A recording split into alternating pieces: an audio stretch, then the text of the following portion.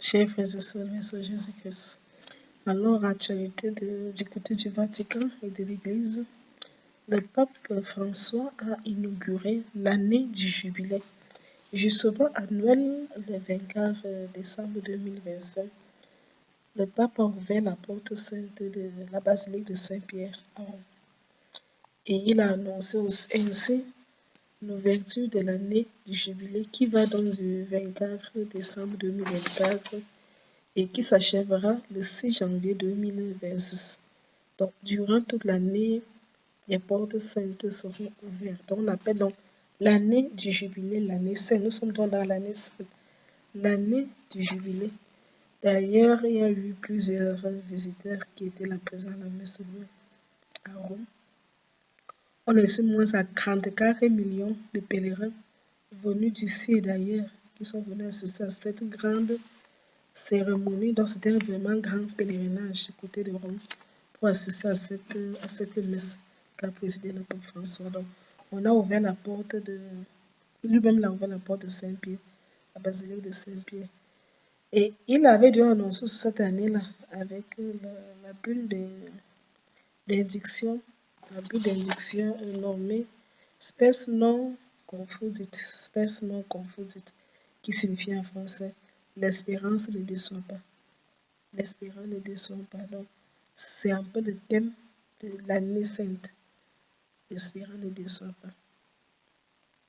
Donc, qui accompagne donc l'année sainte. Donc, avant donc de célébrer la messe, la fameuse loi, vous savez que le 24, c'est une loi qui commence, on chante le Gloria. Pendant le temps d'avant, on ne chante pas le Gloria, mais à partir du 24, c'est chanter le Gloria. C'est vraiment Noël, l'enfant Jésus qui naît, minuit chrétien. C'est l'heure soudaine où l'enfant Jésus naît. Donc, avant de célébrer cette messe, le pape a d'abord ouvert à l'intérieur, donc le pape a ouvert la porte et est passé par la porte sainte. Et par la porte sainte. Et les autres prêtres que les autres sont passés par là. Il y avait aussi beaucoup de personnes qui étaient présentes, des autorités, des autorités civiles comme le maire de Rome, M. Roberto Gualtieri, qui était là. Il y avait aussi la présidente du conseil de Rome, Madame Giorgia Meloni.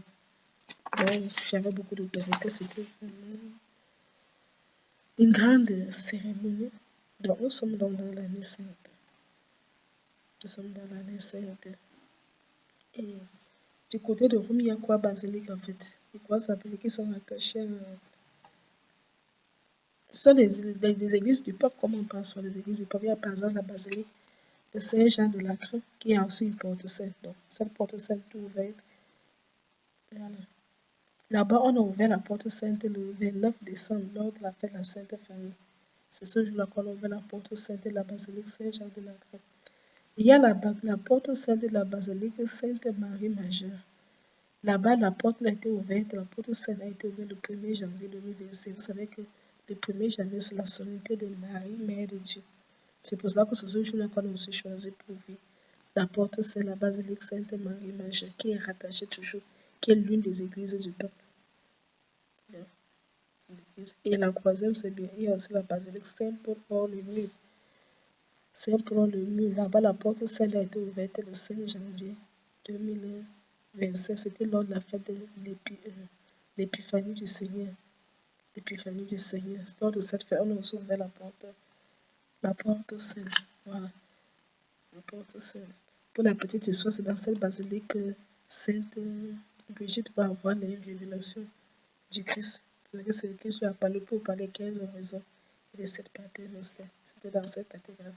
Donc, que ce soit Saint-Pierre, que ce soit Saint-Jean de Lacre, ou à Marie Majeure, ou à Saint-Paul, sont des églises rattachées au pape.